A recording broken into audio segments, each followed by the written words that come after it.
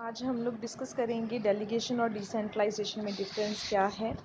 दोनों का basic meaning या बेसिक हम कहें कि कंसेप्ट यही है कि हम दूसरों से काम करवाते हैं, पर किस हद तक करा सकते हैं, कौन कौन से इनमें जो है इनका नेचर क्या है, स्कोप क्या है, वो डिटेल में यहाँ पे रीड करते हैं।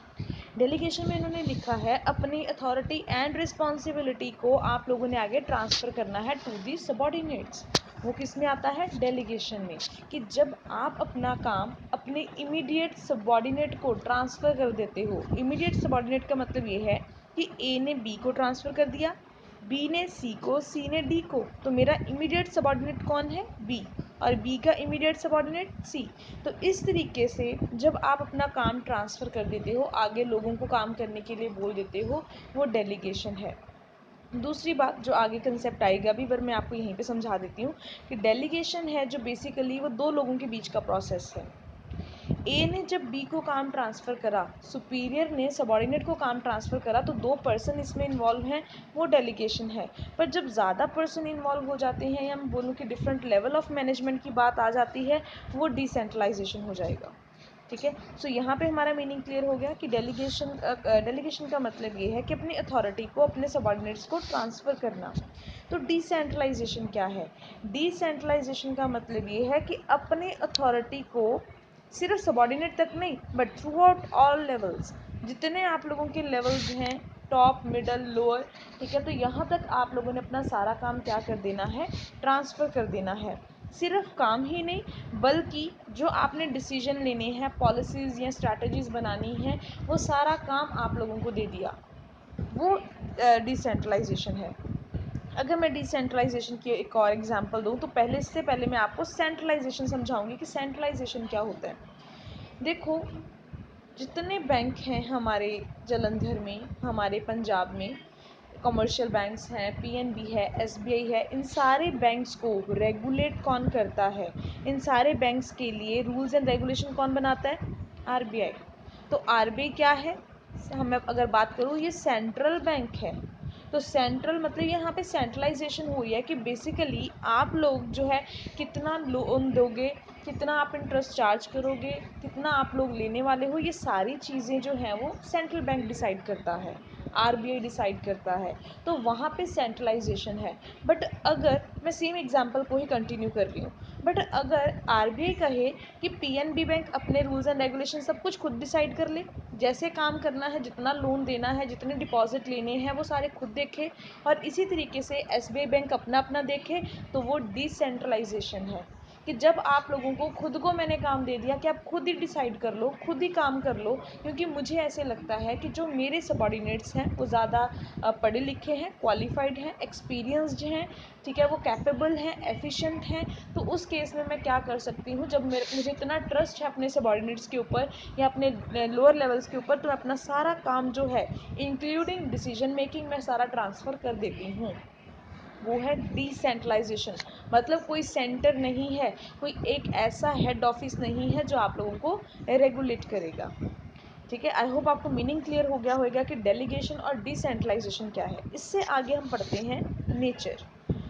यहाँ पे इन्होंने लिखा है कि डेलीगेशन जो है आप लोगों की, ठीक है, एक इंडिविजुअल तो सारा काम नहीं कर सकता, इसलिए डेलीगेशन जो है आप लोगों के लिए क्या है? इसेंशियल है, इम्पॉर्टेंट है, कंपलसरी है। डेलीगेशन आपको करनी ही पड़ेगी, जो मर्जी हो जाए, क्योंकि एक ही पर्सन वो ये नहीं कह सकता कि मैं खुद जो है वो डिसीजन बनाऊँ, खुद ही डिसाइड करूँगा, खुद ही मटेरियल लेके आऊँगा, खुद ही प्रोड्यूस करूँगा, खुद ही जो है वो पैकेजिंग करके चीज़ों को सेल करूँगा।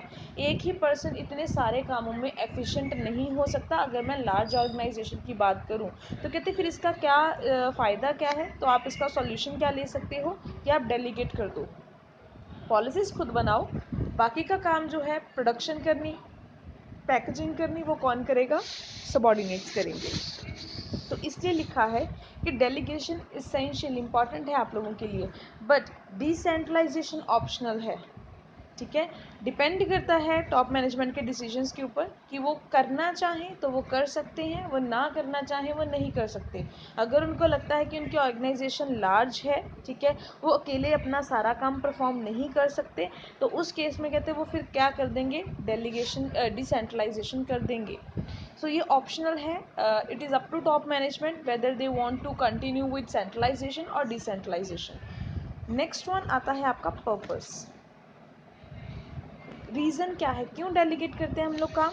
रीज़न, क्योंकि हम लोगों ने मैनेजर का वर्कलोड अभी ऊपर पॉइंट करा कि एक ही पर्सन सारे काम नहीं कर सकता, तो हम इसलिए डेलीगेट कर देते हैं ताकि मैनेजर्स का वर्कलोड रिड्यूस हो जाए। मैनेजर्स जस्ट पॉलिसीज़ बनाएं, हम लोग उसको इम्प्लीमेंट करें या उसको एक्चुअल में इन ऑपरेशंस में जैसे भी उनको यूज़ करें। सो नेक्स्ट लिखा हुआ है, बट सेंट्रलाइजेशन या डिसेंट्रलाइजेशन हमें क्या कहता है? मेन पर्पस क्या है डिसेंट्रलाइजेशन का? आपको ऑटोनॉमी देना, यानी कि आपको फ्रीडम देना। आप अपनी मर्जी से जो काम करना चाहते हो आप कर सकते हो। डिसीजन लेने हैं, काम परफॉर्म करना है, वो सब कुछ कहाँ पे होएगा? डिसेंट्रलाइजेशन में। यहाँ पे सिर्फ क्या हो रहा है, सिर्फ मैनेजर का काम कम हो रहा है, ठीक है, पर मैनेजर ने जो डिसीजन लेने हैं वो मैनेजर ने लेने ही लेने हैं, वो उसका काम नहीं कम हुआ इस तरीके से। नेक्स्ट इन्होंने लिखा है फ्रीडम। फ्रीडम आपको कहाँ पे है? अभी हमने पढ़ा ऑटोनॉमी, फ्रीडम। कहाँ पे फ्रीडम ज़्यादा है? In case of decentralization. आप लोगों के पास फ्रीडम किस चीज़ में है? डिसीजन मेकिंग में। आप अपनी पॉलिसीज़, अपनी स्ट्रैटेजीज खुद फ्रेम कर सकते हो। सबॉर्डिनेट्स के लिए क्या बात करी है? Subordinates have to act on the basis of the authority given to them by their superior. जैसे मेरा सुपीरियर मुझे काम देगा, जिस तरीके से वो मेरे से काम करवाना चाहता है वो करवा सकता है। सो यहाँ पे जो फ्रीडम है वो नहीं है, बट सेंट्रलाइजेशन में फ्रीडम है। नेक्स्ट आता है स्टेटस। स्टेटस का मतलब ये है कि होता क्या है डेलीगेशन में, ठीक है। तो यहाँ पे स्टेटस का मतलब डेलीगेशन कहता है कि सर सिर्फ हमने काम परफॉर्म करने हैं, और यहाँ पे इसका स्टेटस क्या है? Policies, decision. बार बार हम लोग बड़ी ऊपर भी हम लोगों ने ये बातें करी हैं कि हम डिसीजन मेकिंग के ऊपर सारी ऑटोनॉमी दे दी, फ्रीडम दे दी, खुद ही अपने ऑब्जेक्टिव डिसाइड कर लो। तो यहाँ पे उन्होंने लिखा है कि पॉलिसीज, डिसीजंस के ऊपर ये इसका आउटकम है, ये इसलिए हम लोग डेलीगेशन करते हैं। और यहाँ पे क्या है, जस्ट हम लोग क्या करते हैं, अपना टास्क शेयर करते हैं। नेक्स्ट इन्होंने लिखा है यहाँ पे level of authority. Level of authority में लिखा है in delegation authority is divided up to 2 levels. आप अपने डेलीगेशन जो है अपनी अथॉरिटी 2 लेवल्स के ऊपर ट्रांसफ़र करते हैं। मैंने एग्जांपल दी थी, सिर्फ 2 लेवल। ए से बी तक जब काम आया तो वो डेलीगेशन है, बी से सी तक क्या, तो इन दोनों के बीच में डेलीगेशन है, सी से डी गया तो सी और डी में डेलीगेशन है। सो यहाँ पे सिर्फ 2 पर्सन ही इन्वॉल्व होते हैं, सुपीरियर और इमीडिएट सबॉर्डिनेट। इमीडिएट मतलब बिल्कुल नेक्स्ट वाला सबॉर्डिनेट। तो डिसेंट्रलाइजेशन में उन्होंने ये लिखा है कि आप लोग सिर्फ ए और बी की बात नहीं कर रहे हो, ए से बी, बी से सी से डी, इस पूरे कंसेप्ट को डिसेंट्रलाइजेशन कहते हैं। लोएस्ट लेवल तक आप जब अपना काम ट्रांसफ़र करते हो तो उस चीज़ को हम क्या कहते हैं? डिसेंट्रलाइजेशन।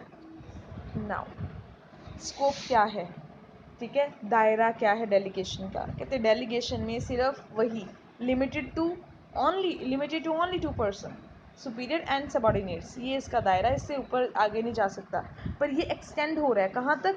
लोअर लेवल मैनेजमेंट तक, ठीक है, ताकि वो आप लोग क्विकर डिसीजंस जो हैं वो ऑर्गेनाइजेशन के लिए ले सको। नेक्स्ट लिखा है grant of authority. Authority is given temporarily to complete assign task. Delegation में टेम्पररी इन नेचर है, अथॉरिटी डिसेंट्रलाइजेशन में परमानेंट इन नेचर है। अब इस चीज़ को ध्यान से समझना, आप लोगों ने एक बार किसी को अथॉरिटी दे दी कि आप खुद डिसाइड कर लो, ऑटोनोमस हो चुके हो, अपनी फ्रीडम आप लोगों को दे दी, वो परमानेंट है। आप कल को ये नहीं बोल सकते, सेंट्रलाइजेशन जो हुई है ना वो परमानेंट इन नेचर है। कल को हम ये नहीं बोल सकते कि आरबीआई बोल रहा है कि अपना अपना डिसाइड करो। आरबीआई ही हमेशा हमारे लिए डिसाइड करता था, आरबीआई ही हमारे लिए हमेशा से डिसाइड करेगा। तो वो सेंट्रलाइजेशन भी परमानेंट है, तो ऑफ कोर्स डिसेंट्रलाइजेशन भी क्या होगी? परमानेंट। कि अगर एक बार अथॉरिटी दे दी गई है आपसे, वो अथॉरिटी वापस नहीं ली जाएगी। आप लोग जो है वो पक्का हम कहें कि वो सेंट्रलाइजेशन या डिसेंट्रलाइजेशन में ही रहोगे, जैसे आप एक ऑर्गेनाइजेशन बना दो। पर यहाँ पे क्या है? टेम्पररी है। आज मैंने आप लोगों से कोई टास्क कराया, ज़रूरी थोड़ी ना मैं कल भी कराऊंगी। मैनेजर ने एक बार काम ट्रांसफ़र कर दिया, कल को हो सकता है किसी और बंदे को ट्रांसफ़र कर दे। इस तरीके से आप लोगों का टास्क और आपको जो काम दिया जाएगा बाय द मैनेजर वो चेंज हो सकता है। सो वहाँ पे हम कहेंगे कि डेलीगेशन टेम्परेरी है। हमेशा ये नहीं कि आपसे ही काम कराना है, हो सकता है किसी बार मैं आपसे काम ना भी कराऊँ। सो ये चीज़ आप अब डायग्राम ध्यान से देख लीजिए, वही चीज़ है जो मैंने ABC के एग्जाम्पल से समझाया है, यहाँ पे उन्होंने दिया है। टॉप टू मिडल कितने पर्सन इन्वॉल्व हैं? 2 person, delegation. Middle to lower again 2 person involve हैं, डेलीगेशन। 2 पर्सन का मतलब 2 कह दें कि लेवल्स या एक हमारे स्टेटस में सिर्फ 2 पर्सन ही आ रहे हैं, एक मिडिल लेवल वाले, एक लोअर लेवल वाले, और यहाँ से lower to worker again delegation. पर जब इस पूरे कंसेप्ट की बात करूँ कि टॉप से लेके वर्कर तक कोई फ़र्क ही नहीं रहा, आप खुद बना लो, आप खुद काम कर लो, वो चीज़ क्या है? डिसेंट्रलाइजेशन। सो इस चीज़ को आप लोगों ने ध्यान में रखना है। सो अगेन आई रिपीट कि जो डेलीगेशन है इसके प्रिंसिपल्स बड़े इंपॉर्टेंट है, और इंपॉर्टेंस तो डेलीगेशन की है ही इंपॉर्टेंट, ठीक है ना। तो इंपॉर्टेंस और प्रिंसिपल ज़रूर करने हैं। डिसेंट्रलाइजेशन की लिमिटेशन कर लेना, क्योंकि मैरिट्स आप खुद से भी बना सकते हो, बट जो पेपर में है वो लिमिटेशन ज़्यादा आ जाती है कि डिसेंट्रलाइजेशन जो है वो क्यों नहीं, आपको क्या नुकसान उसके हो सकते हैं, और डिसेंट्रलाइजेशन किन किन ऑर्गेनाइजेशंस के लिए सूटेबल है। तो आपको पता ही होगा, बताओ भी डिसेंट्रलाइजेशन किन के लिए सूटेबल है। अगर कोई ऑर्गेनाइजेशन जो बहुत बड़ी है या जिसमें मल्टीपल टास्क हम परफॉर्म करते हैं, जिसमें कॉम्प्लेक्स टास्क नहीं है, बड़ी सिंपल एक्टिविटीज़ परफॉर्म करते हैं, वहाँ पे डिसेंट्रलाइजेशन हो सकती है। तो अभी मैंने जो आप लोगों को ये 3 एग्जांपल्स दी हैं, आप मीनिंग में भी ये चीज़ें एक्सप्लेन कर सकते हो। Even at the end grant of authority के बाद आप एग्जाम्पल का पॉइंट बना सकते हो, अलॉन्ग विद डायग्राम आप लोग एग्जाम्पल भी लिख सकते हो।